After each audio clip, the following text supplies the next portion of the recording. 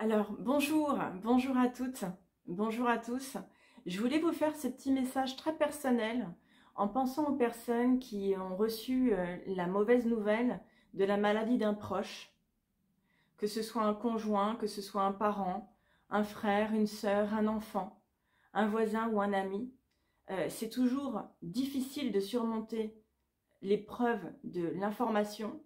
Et voilà, je voulais vous transmettre quelques mots par rapport à ça pour vous amener vraiment le plus grand encouragement possible et le plus grand soutien moral également dans ces moments que vous êtes en train de traverser.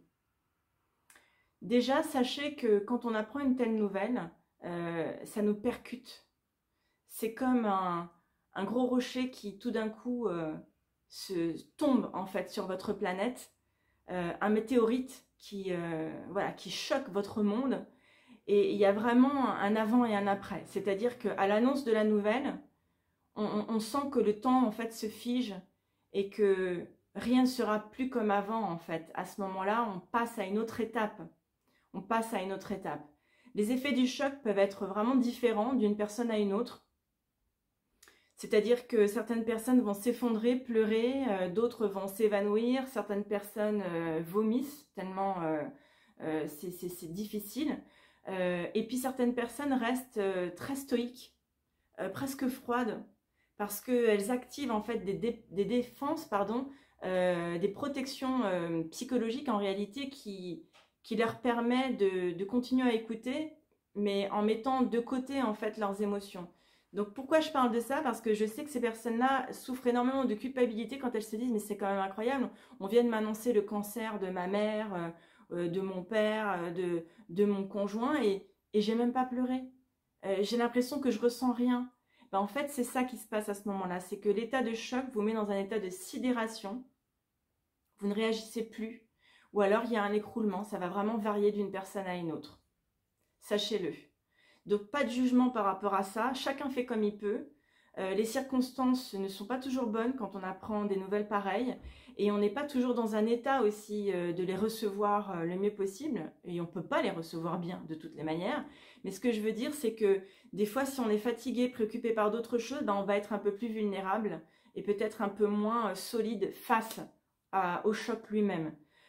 Ça, c'est un premier message que je voulais vous transmettre parce qu'il me paraît fondamental et voilà, je voulais désactiver toute cette spirale où les gens s'en veulent, où finalement au niveau de leur charge mentale, à un moment donné, ça devient cacophonique, tellement il y a de la culpabilité, un hyper sentiment de responsabilité, tout se dérobe, il y a une urgence, une panique et on se sent un peu mis en défaut en fait dans une telle situation, impuissant.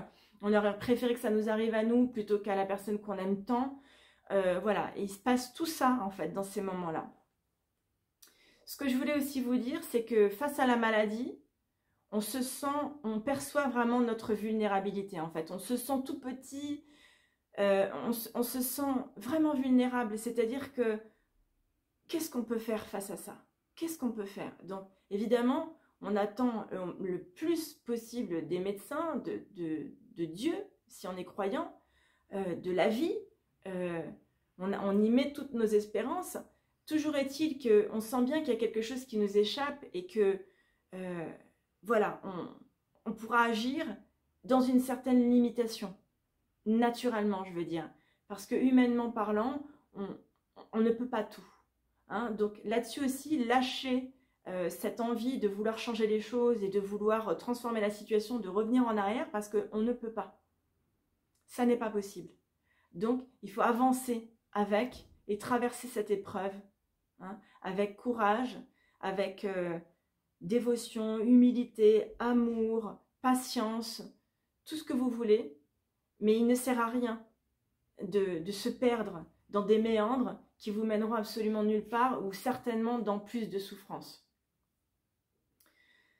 Ce que je voulais vous dire aussi, c'est résister absolument à la tentation de sombrer et de vous laisser complètement prendre par la peur, par la tristesse.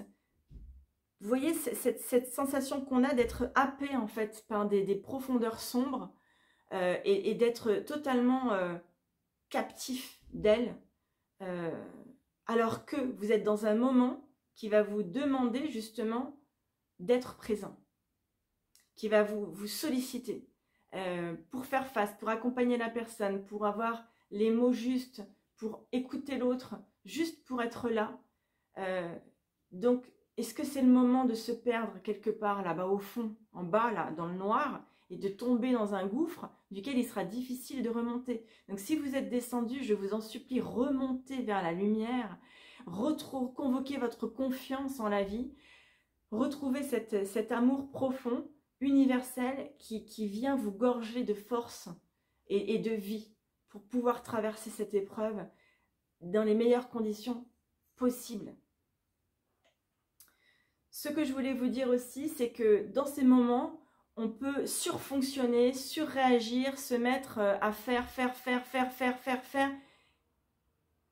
et on ne se repose pas, et on ne se pose pas, et on ne s'autorise pas à prendre un petit temps pour se requinquer un peu, pour respirer, pour se reposer, pour dormir une demi-heure, une heure, une nuit.